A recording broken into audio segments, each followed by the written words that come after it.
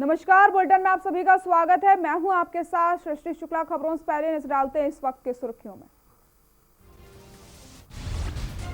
त्रिवेंद्र सरकार का बड़ा फैसला, हर की पैड़ी में बरकरार रहेगा विरल गंगा का दर्जा। शासनादेश की बेड़ियों से मिली मुक्ति। मुख्यमंत्री आवास में अखाड़ा परिषद के साथ हुई बैठक। हरिद्वार कुंभ की तैयारियों के संबंध में चर्चा। अपने दिव्य एवं भव्य स्वरूप में होगा कुंभ मेला। राज्यपाल बेबी रानी मौर्य हुई कोरोना संक्रमित, ट्वीट कर दी जानकारी। संपर्क में आए लोगों से टेस्ट कराने की अपील। कोरोना संकट के बीच उत्तराखंड मनरेगा ने छुई ऊंचाइयां। 2.5 लाख अतिरिक्त परिवारों को मिलेगा रोजगार। केंद्र सरकार ने दिखाई हरी झंडी। NH 58 पर निर्माणाधीन 2 लेन ढाह ब्रिज व 1 मजदूर की मौत, 13 घायल। सीएम त्रिवेंद्र सिंह रावत ने जताया दो। वन विभाग ने बुग्यालों को सुरक्षित करने की कवायद शुरू की। बुग्यालों में रात्रि विश्राम टेंट लगाने, कैंप फायर पर लगाई रोक। आप देख रहे हैं के न्यूज, खबरों का सारथी। देहरादून से आपको बड़ी खबर बताते हैं। राज्यपाल की कोरोना रिपोर्ट पॉजिटिव आ गई है। डॉक्टरों की निगरानी में रहेंगे राज्यपाल बेबी रानी मौर्य। 1 हफ्ते के लिए राज्यपाल आगरा में थी। शुक्रवार को राजभवन वापस आई थी राज्यपाल की कोरोना रिपोर्ट पॉजिटिव आई है। ट्वीट कर उन्होंने इस पर जानकारी दी है। डॉक्टरों की निगरानी में रहेंगी राज्यपाल बेबी रानी मौर्य। 1 हफ्ते के लिए राज्यपाल आगरा में थी। शुक्रवार को राजभवन वापस आई थी राज्यपाल।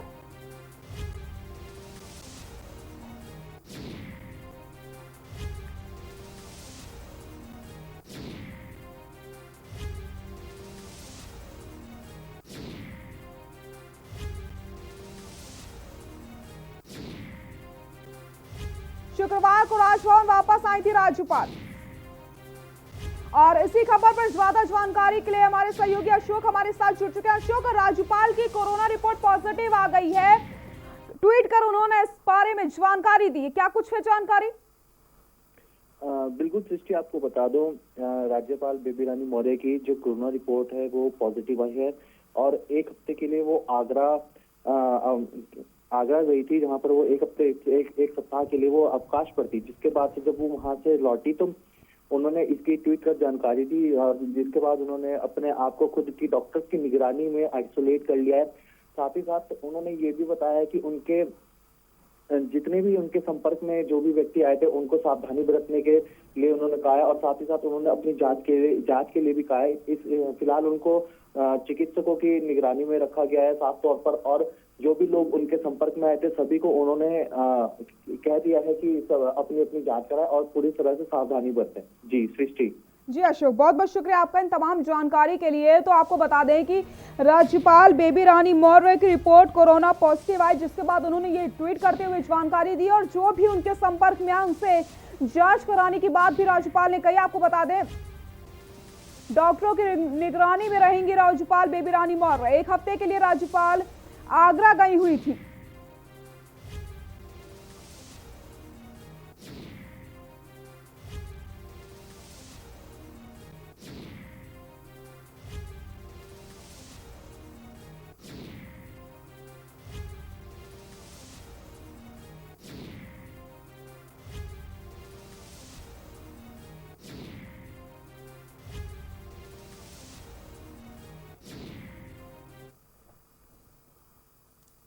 आम आदमी पार्टी से बागेश्वर जिले में लगातार लोग जुड़ते जा रहे हैं। आम आदमी पार्टी के प्रदेश उपाध्यक्ष बसंत कुमार का जिले में पहली बार आगमन पर पार्टी कार्यकर्ताओं द्वारा बाइक रैली निकालकर जोरदार स्वागत किया गया। आपको बता दें, आम आदमी पार्टी के प्रदेश उपाध्यक्ष बसंत कुमार को दिल्ली के उप मुख्यमंत्री मनीष सिसोदिया द्वारा पार्टी की सदस्यता दिलवाई गई थी। बसंत कुमार पूर्व में बागेश्वर विधानसभा से विधायक का चुनाव लड़ चुके हैं। आम आदमी पार्टी कार्यकर्ताओं ने बसंत कुमार के पार्टी में शामिल होने से पार्टी को मजबूती मिलने की बात कही है।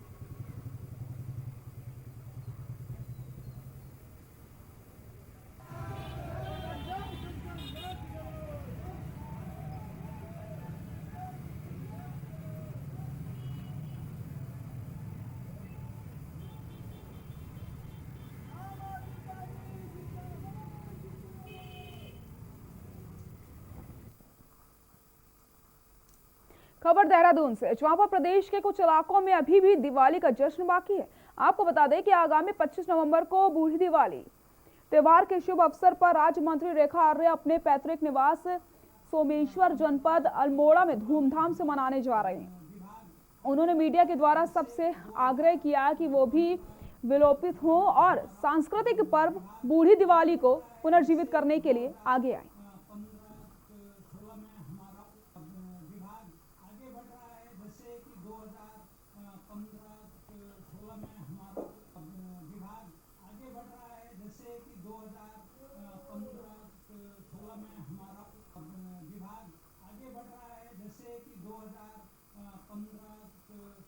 लोगों ने 14 तारीख को दीपावली उत्सव मनाया है और दीपावली का ध्येय सिर्फ ये है कि प्रभु श्री राम जो है वो वनवास से जो है अयोध्या की ओर जो है प्रस्थान करते हैं और राजगद्दी को प्राप्त करते हैं। उस खुशी में हम दीप जलाते हुए अपनी प्रसन्नता का इजहार करते हैं।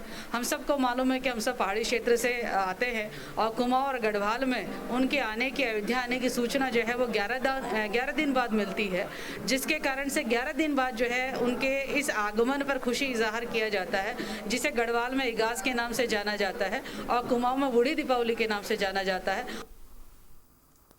खबर रुद्रप्रयाग से, गौचर से लगभग 10 किलोमीटर दूर हिमालय श्रृंखला के मध्य विराजमान भगवान मदमेश्वर की चल विग्रह उत्सव डोली अपने शीतकालीन गद्दे स्थल ओमकारेश्वर मंदिर में विराजमान हो गई। भगवान मदमेश्वर की चल विग्रह उत्सव डोली के कैलाश से ऊखीमठ आगमन पर सैकड़ों श्रद्धालुओं ने दर्शन करके पुण्य के भागी बने हैं। सोमवार से भगवान मदमेश्वर की शीतकालीन पूजा विधिवत शुरू होगी। आपको बता दें, आज मदमेश्वर घाटी के गिरिया गांव में प्रधान पुजारी टी गंगाधर लिंग ने ब्रह्मबेला पर पंचांग पूजन के तहत भगवान मदमेश्वर सहित 33 कोटि देवी देवताओं का आवाहन किया और आरती उतारी है।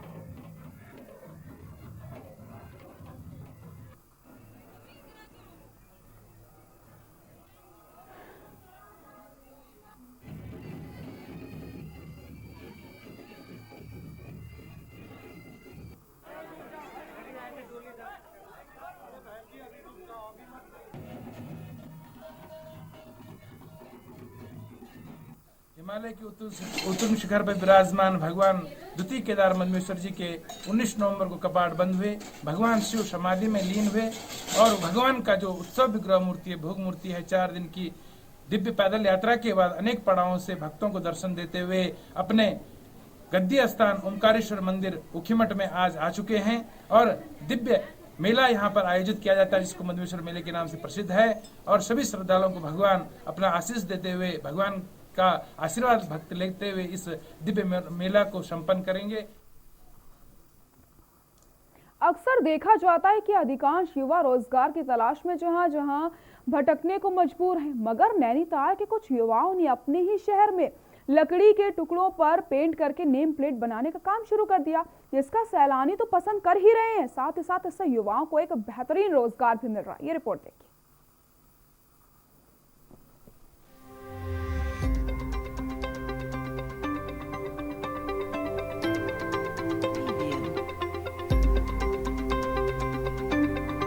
रोजगार का बेहतरीन जरिया बन चुके लकड़ी की नेम प्लेट इन दिनों नैनीताल पहुंचे सैलानी खूब पसंद कर रहे हैं और उपहार के स्वरूप अपनों के लिए नेम प्लेट तैयार करवा कर ले जा रहे हैं। इमरान बताते हैं कि प्रधानमंत्री स्वरोजगार योजना के तहत उन्होंने लोन लेकर काम शुरू किया है। वे सहारनपुर व बिजनौर से लकड़ी की प्लेटों को खरीद कर लाते हैं, फिर उन्हें ग्राहकों की पसंद से अलग अलग रंगों में रंग कर नेम प्लेट तैयार करते हैं। एक नेम प्लेट की कीमत लगभग 250 से शुरू होकर 500 रुपए तक पहुंचती है, जिसको सैलानी बड़ी आसानी से खरीद लेते हैं और गिफ्ट के तौर पर यहां से ले जाते हैं। ये नेम प्लेट होता है, लकड़ी की होती हैं। ये प्लेट से हम बाहर से मंगवाते हैं ऑर्डर पे और फिर उसमें इन पर यहाँ पर कलर करके अपनी तरह से अपनी कला देते हैं इसमें। उसके बाद नाम लिख करके इसमें बनाया जाता है। जो भी आप नेम का कस्टमर बोलते हैं उस नेम का बन जाता है लिख करके, और अलग अलग प्राइस होता है। कस्टमर इसे बहुत पसंद करता है, यहाँ जब आता है तो इसे लेके ज़रूर जाता है। यहाँ रोज़ी रोटी का जरिया बनाया है, क्योंकि काम वाम कुछ था नहीं, तो इसकी वजह से हमने एक नया, क्योंकि हर चीज़ होती है, एक हिल स्टेशन है तो कस्टमर आता है तो हर एक नई चीज़ देखता है, तो ये एक अट्रैक्टिव चीज़ है। कस्टमर देखता है तो इसको देख करके रुकता ज़रूर है। अगर आप भी नैनीताल घूमने आ रहे हैं और आपकी नजर इन खूबसूरत नेम प्लेट्स पर पड़ेगी तो यकीन मानिए आपका भी दिल इन पर ठहर जाएगा और आप जरूर इनको लेकर जाएंगे। नैनीताल से के न्यूज के लिए कांतापाल की रिपोर्ट।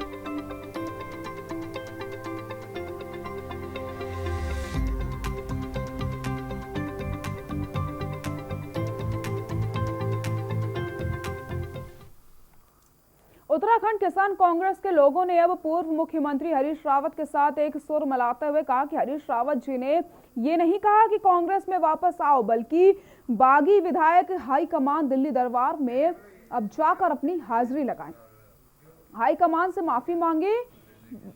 वही कांग्रेस के बागी विधायक हैं जिन्होंने हरीश रावत की सरकार को गिरा करके प्रदेश में बीजेपी की सरकार बनाई। अब कांग्रेस में दो खेमे देखने को मिल रहे हैं। एक खेमा बागियों को वापस लाने की तैयारी कर रहा है और दूसरा कांग्रेस का खेमा बागियों के नाराजगी को जनता से माफी मांगने और हाईकमान के दरबार में जाकर अपनी हाजिरी लगाए जाने की कांग्रेस में वापसी हो पाएगी अगर वो हाजिरी लगाते हैं।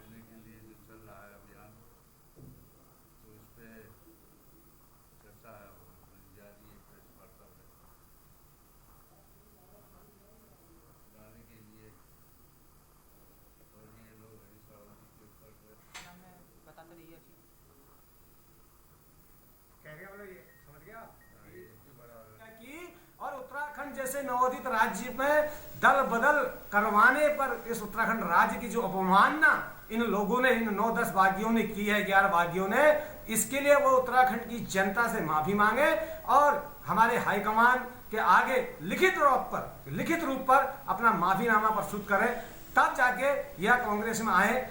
उसमें हमें कोई आपत्ति नहीं है।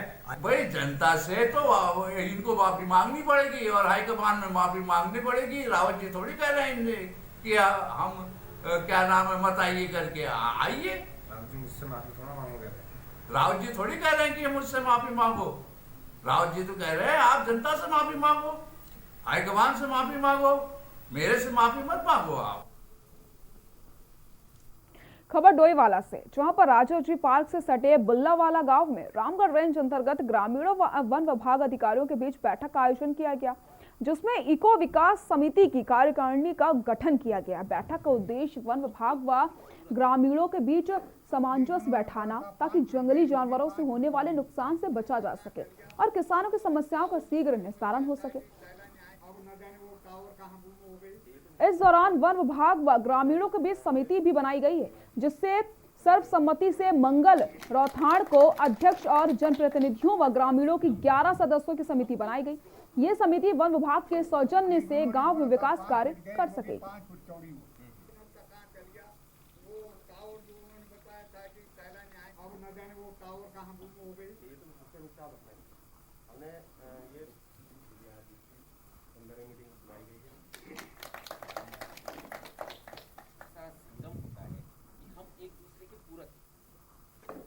उन्होंने बोला था 5 फीट गहरी होगी, 5 फीट। रुद्रपुर पहुंचे मुख्यमंत्री त्रिवेंद्र सिंह रावत ने लव जिहाद को लेकर बड़ा बयान दिया। मुख्यमंत्री ने कहा कि लव जिहाद की आड़ में सांप्रदायिकता को किसी भी हाल में बर्दाश्त नहीं किया जाएगा। सरकार राज्य में किसी की भी तरह का तनाव हो इसके लिए प्रतिबद्ध है। लव जिहाद की आड़ में आतंकवाद फैलाने वाले ऐसे लोगों के खिलाफ सरकार सख्ती से निपटेगी। लव जिहाद को रोकने के लिए सरकार द्वारा धर्म स्वतंत्र विधेयक लाया जाएगा, जिसमें ऐसे लोगों के खिलाफ कानूनी कार्रवाई की जाएगी जो छल क्षम तरीके से शादी विवाह करते हैं। उन लोगों के खिलाफ सरकार सख्त से सख्त रुख अपनाएगी। इसके साथ ही मुख्यमंत्री त्रिवेंद्र सिंह रावत ने टिहरी के समाज कल्याण अधिकारी द्वारा जारी किए गए लेटर पर भी कहा कि उन्होंने मुख्य सचिव को जांच के आदेश दिए हैं।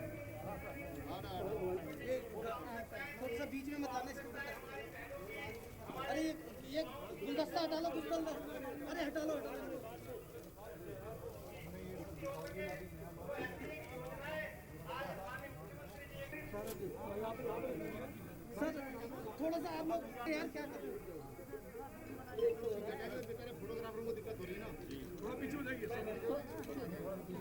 उसमें हमने ऐसे लोगों का जो छल छद्म तरीके से शादी ब्याह करते हैं, अंतर जातीय विवाह करते हैं, अंतर धार्मिक विवाह करते हैं, उन पर हम पहले ही निर्णय ले चुके हैं।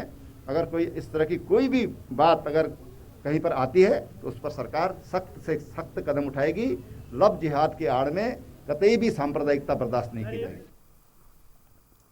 हमेशा की तरह इस साल भी हरिद्वार में कुंभ मेले की तैयारियां शुरू हो चुकी हैं। इस बार भी भव्य पेशवाही और शाही यात्रा निकलेगी, बल्कि कुंभ मेला क्षेत्र में टेंट भी लगेंगे। साथ ही साथ 13 अखाड़ों के महामंडलेश्वर साधु संत और श्रद्धालु शिरकत करेंगे। अखाड़ा परिषद की बैठक में कोरोना के कुंभ पर पड़ते असर का मुद्दा पूरी तरीके से छाया रहा। हालांकि 11 मार्च के पहले शाही स्नान से पूर्व एक बार फिर से कोरोना की लहर को देख करके फैसला लिया जाएगा।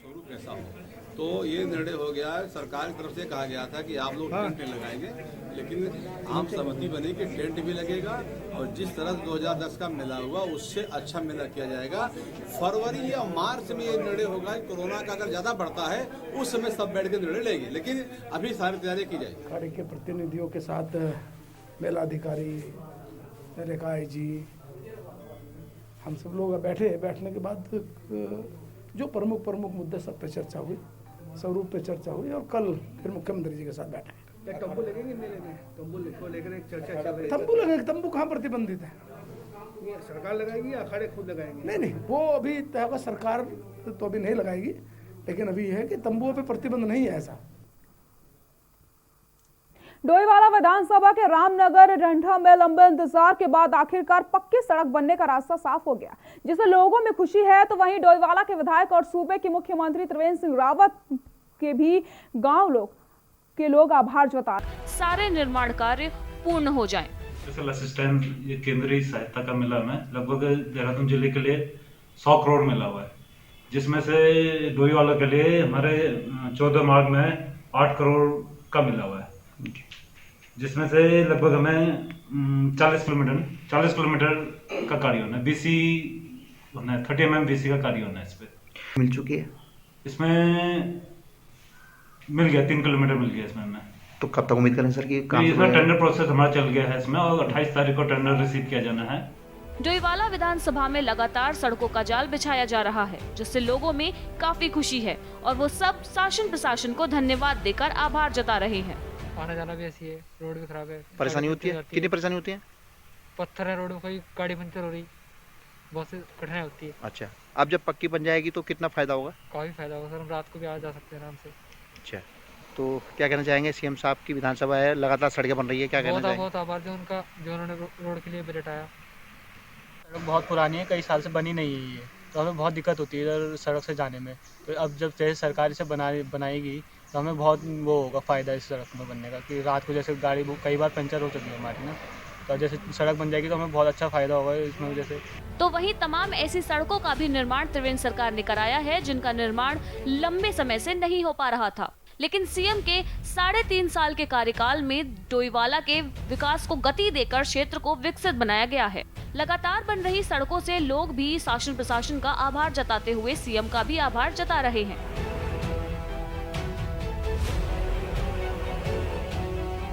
डोईवाला से के न्यूज के लिए राजकुमार अग्रवाल की रिपोर्ट।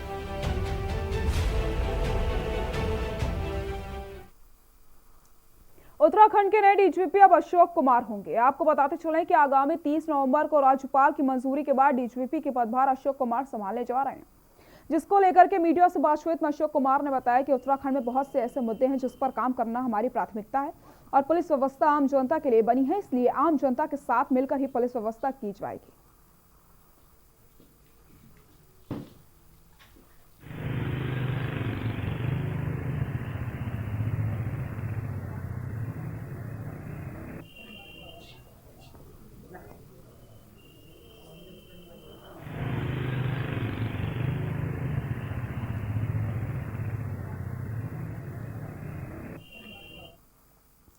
राजधानी देहरादून में विश्व मत्स्यिकी दिवस के अवसर पर मत्स्य विभाग द्वारा कार्यक्रम का आयोजन किया गया। इस दौरान विभागीय राज्य मंत्री रेखा आर्य समेत कई अधिकारी मौजूद रहे। कार्यक्रम के दौरान राज्य मंत्री रेखा आर्य ने मत्स्य पालक किसानों को बधाई दी और उत्कृष्ट और नई तकनीक से कार्य कर रहे मत्स्य पालक किसानों और महिलाओं को प्रशिक्षित पत्र देकर शॉल देकर सम्मानित किया।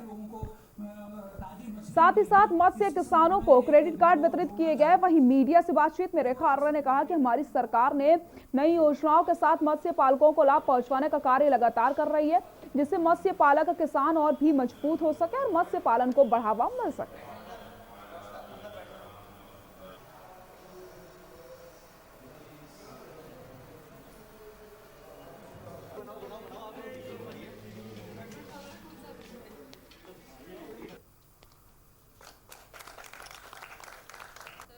आज 21 नवंबर को विश्व मत्स्य के दिवस पर आप सभी लोगों को और हमारे मत्स्य पालकों को बहुत बहुत शुभकामना और बधाई है। आज का दिन मैं समझती हूँ कि इस बात का मंथन का दिन होता है जिस दिन हमारे मत्स्य पालक अपने द्वारा किए गए कामों का उनको किस प्रकार से प्रोत्साहन मिलता है और पिछले गत वर्षों में किस प्रकार का क्रियान्वयन हुआ और अब आगे किस प्रकार का होना चाहिए, तो वो सारी चीज़ों को लेकर एक मंथन करना, एक गोष्ठी करना, वही आज हमारे विभाग के माध्यम से जो है एक गोष्ठी का आयोजन किया गया है। खबर सितारगंज से, जहां पर विभिन्न मांगों को लेकर के पालिका चेयरमैन हरीश दुबे दूसरे दिन भी धरने पर बैठे। इस दौरान धरना स्थल पर प्रांतीय उद्योग व्यापार मंडल महामंत्री राजीव गुप्ता ने उन्हें अपना समर्थन दिया। इस मौके पर धरना स्थल पर हुई सभा में वक्ताओं ने अपर जिलाधिकारी और पर आरोप लगाते हुए कहा कि वह नगर के विकास कार्यों को रोकने की मंशा से तरह तरह की जांच के नाम पर कर्मचारियों का उत्पीड़न कर रहे हैं।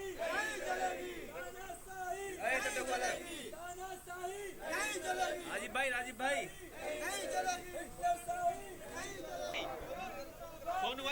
पीछे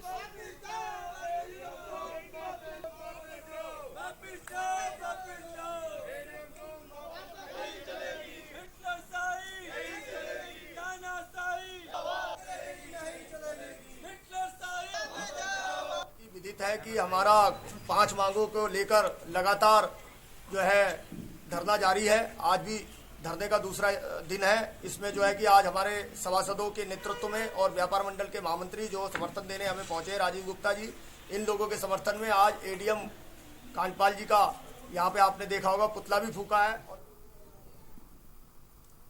खबर उत्तरकाशी से, जहां पर विकास खंड नौगांव में पहली वीडीसी बैठक में यमुना घाटी के पृथक जनपद बनाए जाने का मुद्दा ध्वनि मत से पारित हुआ।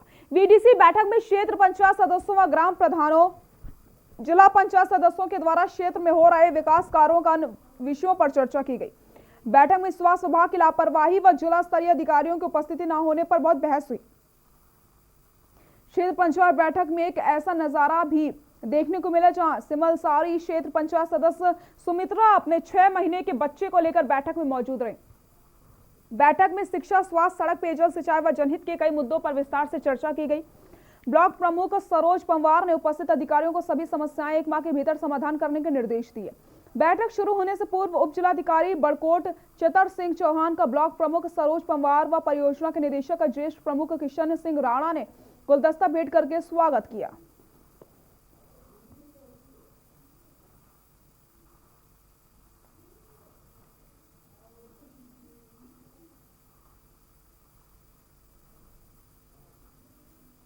चतुराल का सचिव प्रधान संगठन विकासखंड नागौर, मतलब हमारे कार्यकाल को 1 वर्ष पूरा हो चुका है और हमारा दुर्भाग्य भी है, सौभाग्य है कि हमारी पहली बीडीसी आज 20/11 को 2020 को होने जा रही है, जिसमें कोई भी जिला स्तरीय कर्मचारी उपस्थित नहीं है। इस प्रकार की बीडीसी होने से सभी जनप्रतिनिधियों को बहुत आहत पहुंचा है तथा अगर भविष्य में इस प्रकार बीडीसी होते सभी कर्मचारियों को बुलाया जाए ताकि जनप्रतिनिधि की समस्या उन तक पहुंचे और उनका समाधान ऑन द स्पॉट हो सके। बुलेटिन में फिलहाल के लिए इतना ही। आगे देखिए छत्तीसगढ़ की खबरें। नमस्कार।